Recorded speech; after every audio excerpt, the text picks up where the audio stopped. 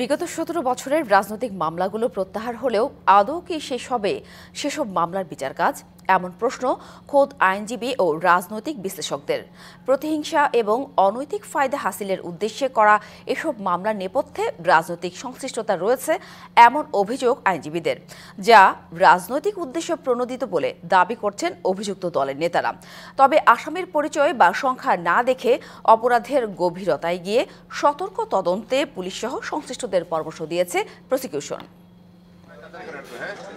সম্প্রতি ৫ আগস্টের আগে করা ২৫ জেলায় প্রায় ২৫০০ রাজনৈতিক মামলা প্রত্যাহারের সিদ্ধান্ত নেয় অন্তর্বর্তী সরকার। ২৫টি জেলায় ২৫০০-এর বেশি মামলাকে গায়েবী মামলা হিসেবে আইডেন্টিফাই করতে পেরেছি। তবে ৫ আগস্ট পরবর্তী সময় শুধুমাত্র ঢাকায় হয়েছে প্রায় ৩৫০ মামলা। আর আন্তর্জাতিক অপরাধ ট্রাইব্যুনালে জুলাই আগস্ট গণহত্যার বিচার শুরুর পর গণহত্যার অভিযোগে ১৭৩টি, গুমের ৮২টি, হেফাজতের ৪টি এবং পিলখানায় ১টি সহ মোট জমা পড়েছে ২৭৩টি অভিযোগ। তদন্ত সংস্থা জানায়, জমা পড়া অভিযোগে অভিযুক্ত প্রায় ২৫০০। অধিকাংশ মামলার আসামি শেখ হাসিনা। অভিযুক্তদের সংখ্যায় ভারী এসব মামলার তদন্তে অপরাধের গভীরতা মুখ্য বিষয় বলে মনে করেন ট্রাইব্যুনালের prosecution admin Gazi MH Tamim. ট্রাইব্যুনালের বাইরে সাধারণ আইনে বা দণ্ডবিধিতে যে একাধিক মামলাগুলো হয়েছে, আমরা জানতে পেরেছি যে এর মধ্যে বেশ কিছু মামলা করে কিছু সুবিধাভোগী লোক মানুষকে হয়রানি করার চেষ্টা করছে। এই অফেন্সের হ্যাভিওয়েটটা ডিপেন্ডস করে গ্র্যাভিটি অফ দি অফেন্স। যদি কোনো পুলিশ স্টেশন বা কোনো কোর্ট এরকম একই ঘটনায় এরকম অভিযোগ পায়, আসামিরই উচিত সেটাকে কোর্টের নলেজে নেওয়া। কোর্টের নলেজে নিলেই কোর্ট এটাকে সবগুলোকে একটা তদন্তকারী কর্মকর্তা নিয়োগ করে তাকেই তদন্ত করতে বলবে। ২৫ বছরের ওয়ারেন্টিযুক্ত দীর্ঘস্থায়ী দরজা প্রোটেক্টর, আধুনিক ও মজবুত দরজা।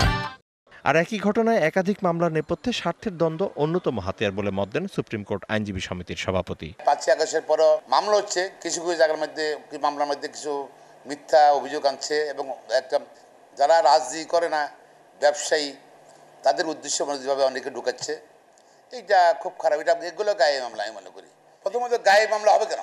আমি মনে গায়ে মামলা, সে মামলা যদি কোর্ট কাছারি চলে, এটা কোর্ট কাছারি ন্যায় বিচার পরিপন্থী এবং একটা কলঙ্ক আমি মনে করি। আর শত শত ব্যক্তিকে আসামি করে করা এসব মামলার নেপথ্যে কারা ভূমিকা রাখছে সেই বিষয়েও পাল্টাপাল্টি অভিযোগ আছে আইনজীবীদের মাঝে। নর্মালি তো মামলাটা বাণিজ্যের করার কথা পুলিশ, কিন্তু এটা একটা খুব ইন্টারেস্টিং খবর যে এখানে কিন্তু ম্যাক্সিমামটা আর পুলিশ করতে পারে না এবার, কারণ পুলিশ ছিল অসহায়। এটা কিন্তু বিভিন্ন থানা ওয়াইজ যারা লিডারশিপ আছে, বিশেষ করে পরিবর্তনের সঙ্গে যারা জড়িত ছিল, আপনার বিএনপি বলেন বা অন্যান্য ছাত্র আপনার যারা আছেন তারা বলেন, তারা মূলত এটা লিড করেছেন কোন থানারটা কে করবেন, ওই জন্য এলাকা ভিত্তিক এটা হয়েছে। আমার কষ্ট হয় ওইখানটাই যে বর্তমানে স্বৈরাচার চলে যাওয়ার পর যে সরকার আছে, সেই সরকারের আমলেও আমরা লক্ষ্য করছি মিডিয়ার মাধ্যমে এবং অন্য উপায় একটা শ্রেণী বিএনপির চরিত্র হননের জন্য খুব ব্যস্ত। যে বিএনপির বিরুদ্ধে যে অভিযোগটা করছে এটা উদ্দেশ্য প্রণোদিত, মিডিয়াকে ব্যবহার করে বিএনপির ইমেজকে মেলাইন করে যে দীর্ঘ একটা প্রচেষ্টা, তা এখনো চলমান। ৪৩ লাখ মামলা জটে ভারাক্রান্ত বিচার বিভাগের গতিশীলতা ফেরাতে সরকারকে নতুন করে ভাবার পরামর্শ দেন আইন বিশেষজ্ঞরা। Mizan Ahmed, DBC news, Dhaka.